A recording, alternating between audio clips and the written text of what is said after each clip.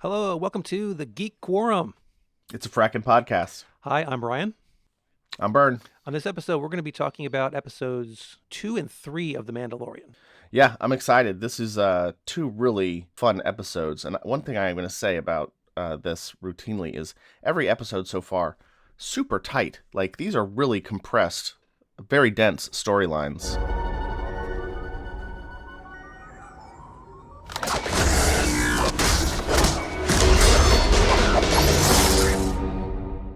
Chapter 2 was, in many ways, almost, except for one major development, kind of just a little side quest. If you play video games or Totally. whatever, it was just like, well, we just need to do this one thing. Go get the key to do the thing to get the other thing, and other than that, there was no real purpose for the episode, except for, of course, the big reveal at the end that the Yodet has strong force powers. He or she is strong in the force. So that was the one major element of the episode that was almost as if you were looking at the writer's room whiteboard and they're like, all right, at what point do we reveal that the Yodet has force powers? Let's do it Right. into put the sticky note on episode 2. What can happen in episode 2? Okay, and then you build from there. So But I mean, we're not even talking, and I've seen other people kind of chatter about Baby Yoda, mm, and they talk about Baby Yoda being force sensitive. mm, And granted, I don't think there's any established definition of what force sensitive means, but this is not the average kind of force sensitive. right, This is like lifting, an X-wing out of the swamp right, kind of power, yeah, which is remarkable, yeah, given that they're presumably no training at all. yeah, Like this is kind of the nascent force ability within this species, which yeah, is pretty wow. yeah. So one of the other aspects of the episode was, besides the big Yoda reveal, was it had again that element of the remix, the Star Wars remix that I referenced in the last episode.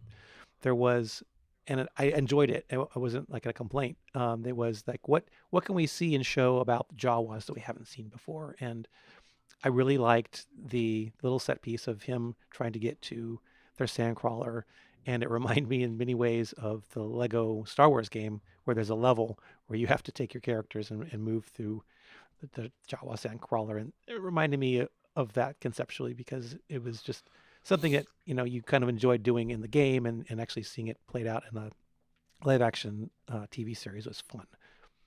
I really like how in all of these episodes so far, they are sticking to what I think made the original trilogy so profoundly interesting and deep. The depth of the world they're building.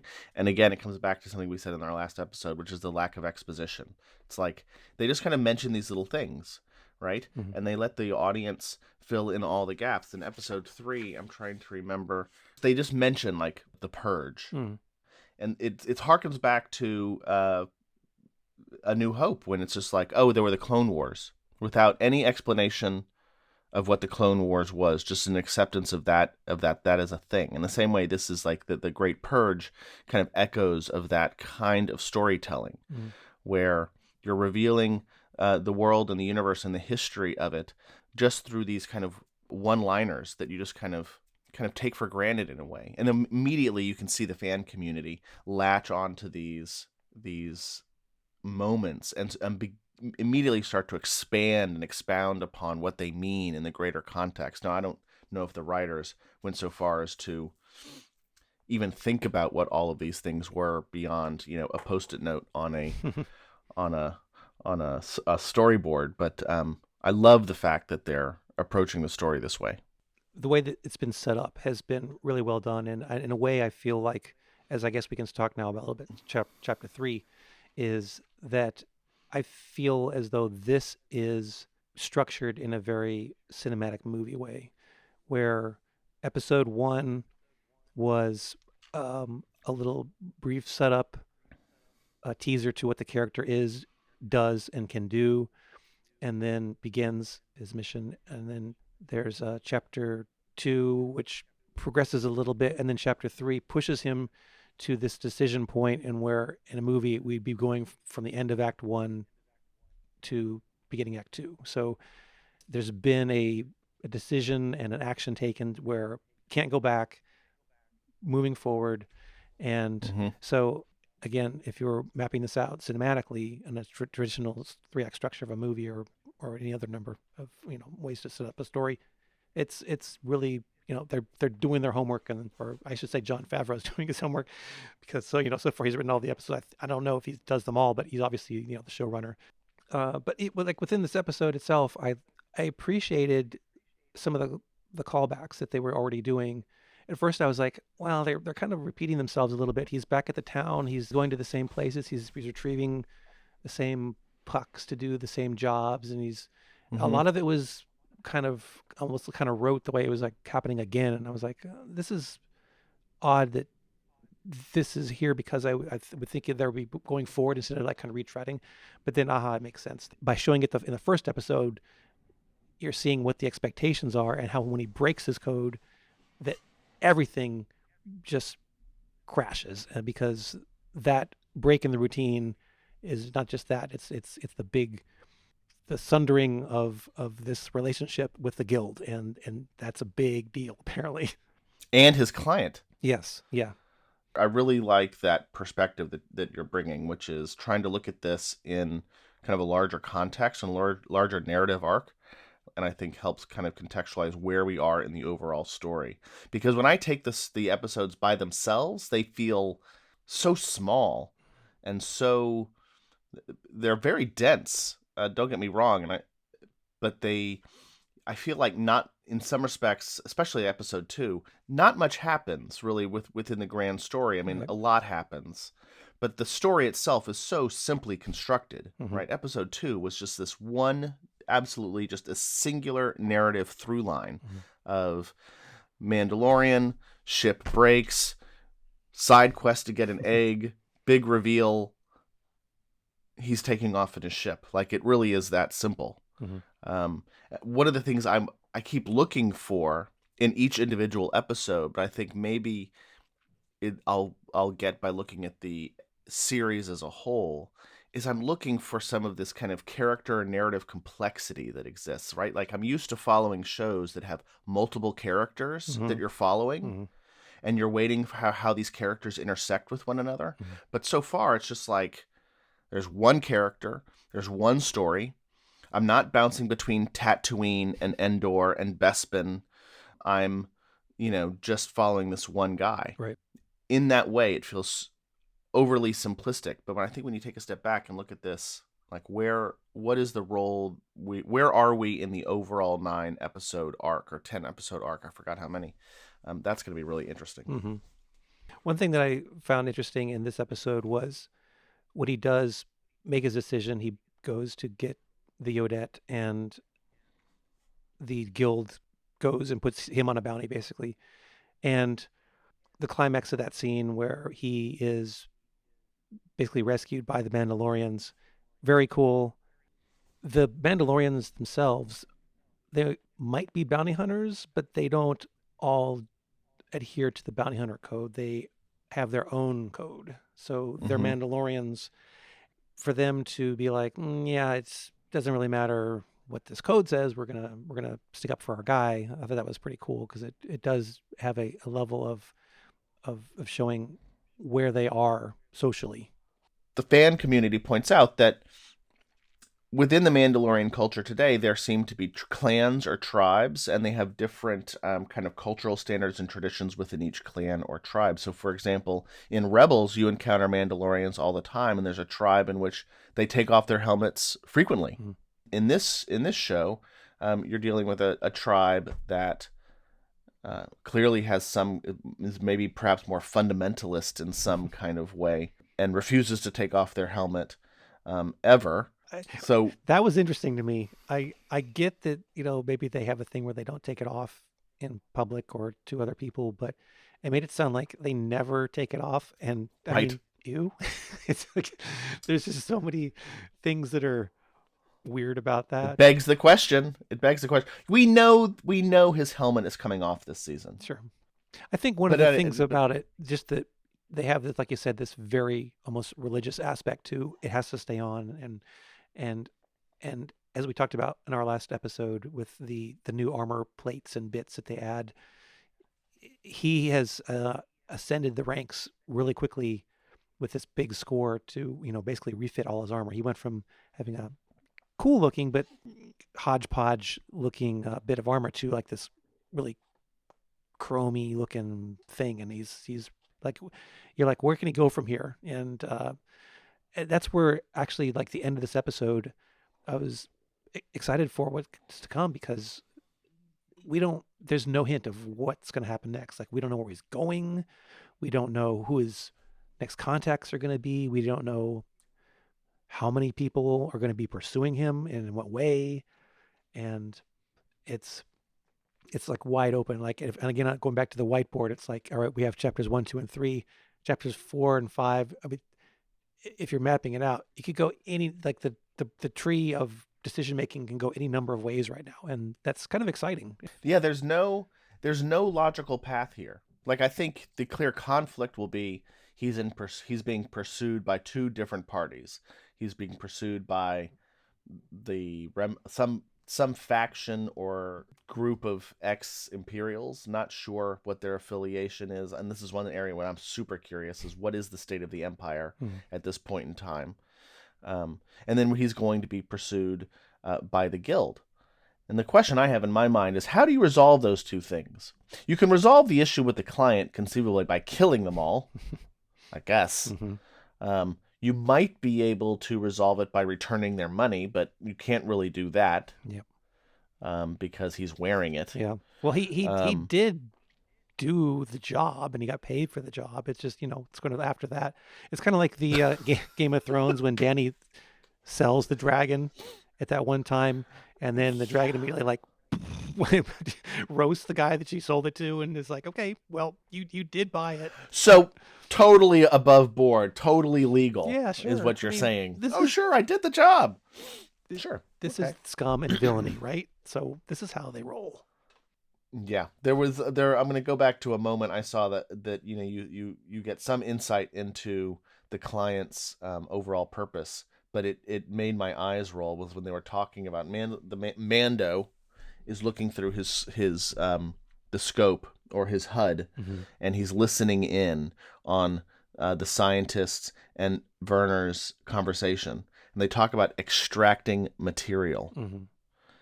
And I'm just seeing, like, they're talking about midichlorians, aren't they? I think they are. And yeah. I know that was like a dash of cold water. I thought we left. I thought we left that behind. I really did. I thought, wow, we really whitewashed over that pretty well. But no, they're still there. Damn it. We'll never escape. Sadly, yeah. That's I do have to say, a nitpick I have from chapter 2 was that level of deconstruction on a ship that, even with an Ugnaughts help, to put back together in any way that's going to make it work, and not like just have one bolt that's out of place, so the vacuum is completely compromised and you're sucked into space. Right. I'm like, come on, you don't even have any tools really to do this. So that was a little bit of a stretch for me. But there was one thing that I thought was really interesting about episode 3, the title, as titled "The Sin," and I was reminded of the Silver and the Beskar, and Judas, and Judas betraying Christ for I don't know how many silver pieces, 30 pieces of silver, but it struck me as kind of this kind of similar allegorical parallel, which I thought was really interesting. The Mandalorian, there is a 007 kind of nature to this series so far, right?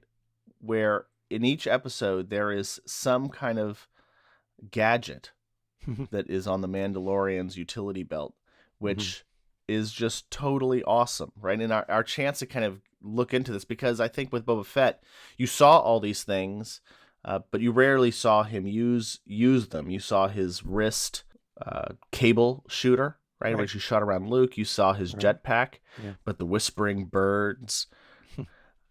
the flamethrower, all these things that we get to see, and I'm looking forward just kind of throughout the series of having this kind of, maybe 007 is not the best metaphor, but No, I and think that's Batman no, I think is, no, I think that's pretty but it's apt. this. Yeah.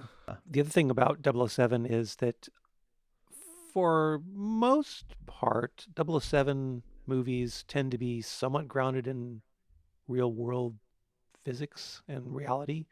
They're not like Fast and the Furious movies that just throw physics and whatever out the window.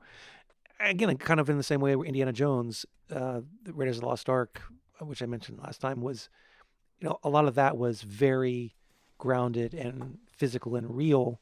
And what I like about this, in addition to like the little gadgets you mentioned, is the fact that we've seen the Mandalorian get beaten a couple times. Like I like the fact that in the second episode when he goes up, to the Jawa sandcrawler and he gets to the top and he sees them and they go "Muerada," and they shoot him and he falls off.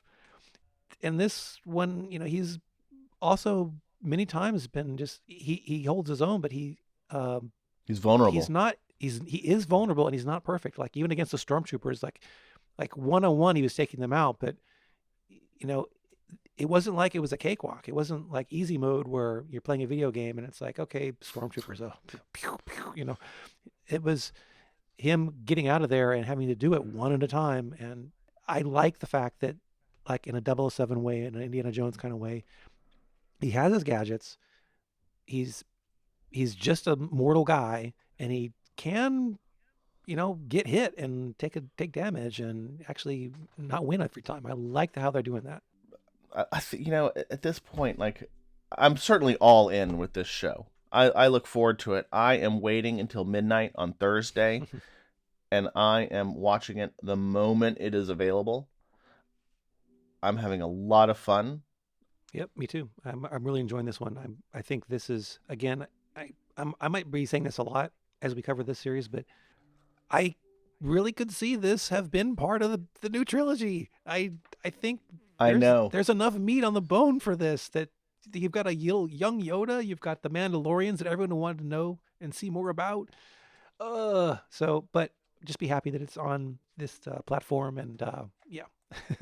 So I'm looking forward to Well, the rest of it. I'll say this. Let's respond to that, because I think you're right, and I wonder what it is inside that you're responding to. And for me, I connect with the statement you're making, and I wonder if it has anything to do with, we've watched this show now for 40 plus 40 plus 30, 110 minutes. This is not even the length of a movie yet. Mm-hmm. And I think I care more about Baby Yoda than I do about any of the characters in the sequel trilogy. Oh yeah, for sure. Right? Like, I like Rey, but I feel really invested in Baby Yoda. Mm-hmm. Like, when anything happens to Baby Yoda, I have a visceral, Mm-hmm. reaction, and I can't say the same about any character in the sequel trilogy. And that's a huge indictment, I think, of the sequel trilogy. But Yeah. I think connects to what we wanted out of the sequel trilogy that we're not getting. I agree. It's A, it's character, and B, it's the foundational aspect of the milieu of the story, of where it's taking place, what time it's taking place, who are the main agents involved, and by agents I mean like Empire, Rebellion, Right. or whatever. And Yeah. and the new trilogy just had this ham-fisted way of like pumping up this new empire out of nowhere that didn't and it still doesn't make sense to me. And whereas this feels Uh-uh. like it's unsettled, it makes sense. It's literally in the uncertain ashes and rumbling tectonic plates of the republic is like what's going on, we don't know. And it feels real because it's the transition has been it's been proper.